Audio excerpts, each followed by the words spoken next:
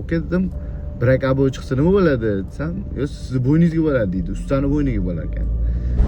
Yaqinda bitta narsa bo'ldi, 2-3 kun bo'lib qoldi. Endi bozorga vaqtimiz bo'lmagan edi, klient o'z bozorga tushib ketdi. Bekto'piga, ya'ni aboy do'koniga, ikkinchi etaj. Do'konni otini aytmaymiz.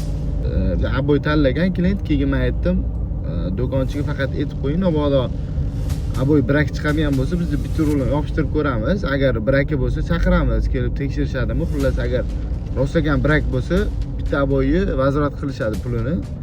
Qolganini qaytarib beramiz desam, yo bu do'kon unaqa qilmas ekan deyaptilar.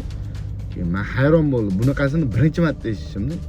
Keyin do'konchiga bering telefonni, bo'lmasa dedim, qop dedilar, telefonni oldilar. Oka dedim, brak aboy chiqsa nima bo'ladi desam, yo sizni bo'yningizga bo'ladi deydi, ustani bo'yniga bo'lar ekan.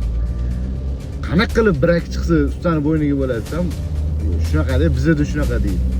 Keyin klientga aytdim, oka olmay chiqib keta qoling dedim. Endi qarangda, brak aboy chiqsa, tasavvur qilinglar, ustani bo'yniga bo'lsa. O'zi umuman klient ham to'lash kerak emas uni.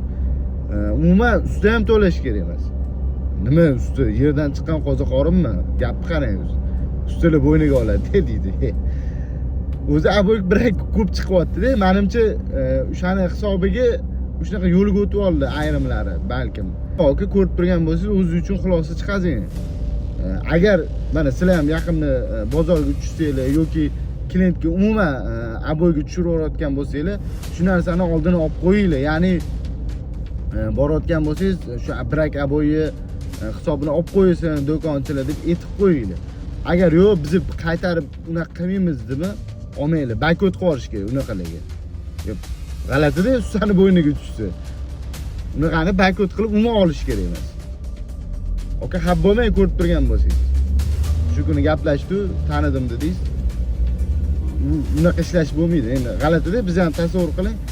Brak chiqyapmiz-da, klientdan, yo'q, bizning bo'ynimizga emas, pulni bering deb tursa, g'alati. Yo'q, o'zi umuman hech qanaqa faktga to'g'ri kelmaydi-ku, aboyi brakka bo'lsa. Xullas, sog' bo'linglar.